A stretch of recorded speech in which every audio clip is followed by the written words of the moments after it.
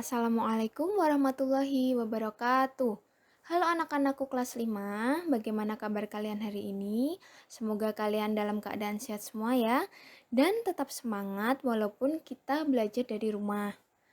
Anak-anakku semua, hari ini kita akan belajar yang akan berguru mulai dari tema 1, subtema 1 dengan judul organ gerak hewan pada pembelajaran 1.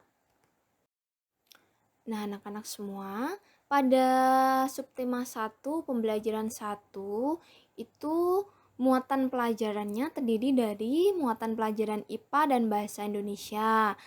Anak-anak bisa baca sendiri nanti ya. Kita nanti untuk yang IPA akan membahas tentang alat gerak hewan dan manusia.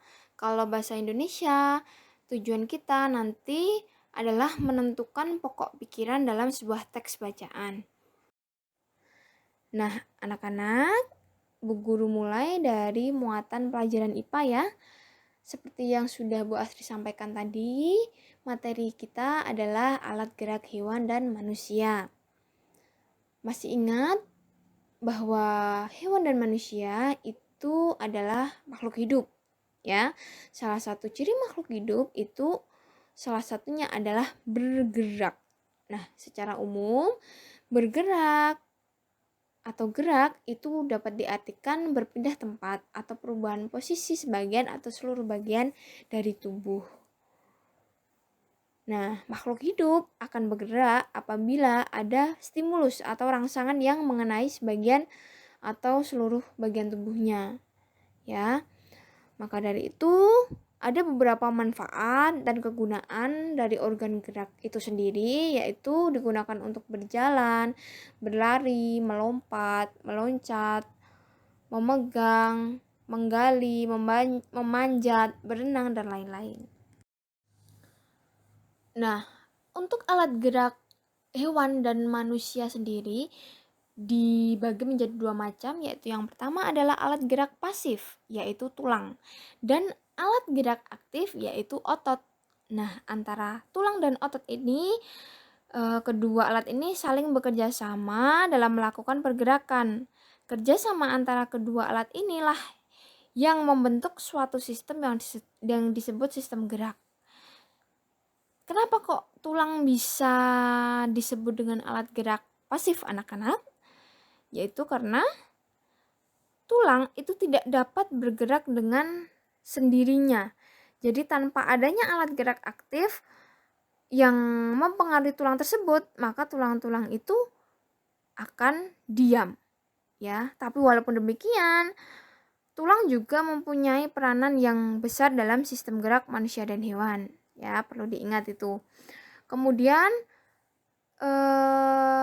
selanjutnya, kenapa kok otot itu disebut dengan alat gerak aktif? Karena otot itu mampu berkontraksi dan berelaksasi. Selain itu, otot juga memiliki suatu senyawa kimia yang membuatnya dapat bergerak, ya. Selanjutnya, Bu Astri akan membahas tentang muatan pelajaran bahasa Indonesia, yaitu menentukan ide pokok. Ide pokok sendiri itu adalah masalah utama yang dibahas dalam suatu paragraf pada teks bacaan. Untuk nama lain dari ide pokok itu adalah pokok pikiran, gagasan utama, gagasan pokok, dan pikiran utama. Lalu bagaimana cara menentukan ide pokok dalam suatu paragraf? Yaitu cara yang paling mudah adalah kalian harus menentukan dulu letak kalimat utamanya sebelah mana. Kalian cari dulu kalimat utamanya.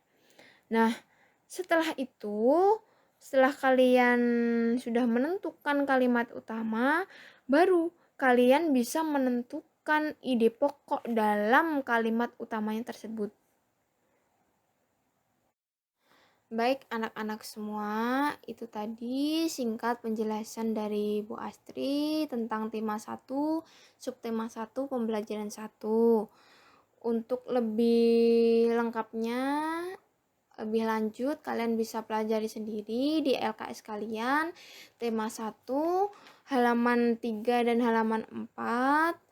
Kemudian untuk tugasnya hari ini ada 2 ya. Yang satu itu tugas muatan IPA, kalian kerjakan LKS halaman 3 nomor 1 sampai 5. Kalian bisa kerjakan di LKS langsung ya. Untuk tugas kedua itu muatan bahasa Indonesia. Tugasnya adalah menentukan ide pokok pada setiap paragraf dari paragraf 1 sampai paragraf 4 di teks bacaan halaman 4 yang judulnya Sistem Otot Manusia. Yang bahasa Indonesia bisa kalian kerjakan di buku tulis ya. Jangan lupa dikerjakan karena nanti sewaktu-waktu atau setiap minggunya tugas kalian nanti akan Bu Astri nilai ya. Jadi kalian harus tetap mengerjakan. Itu saja yang bisa Bu Astri sampaikan pada pembelajaran daring hari ini. Terima kasih.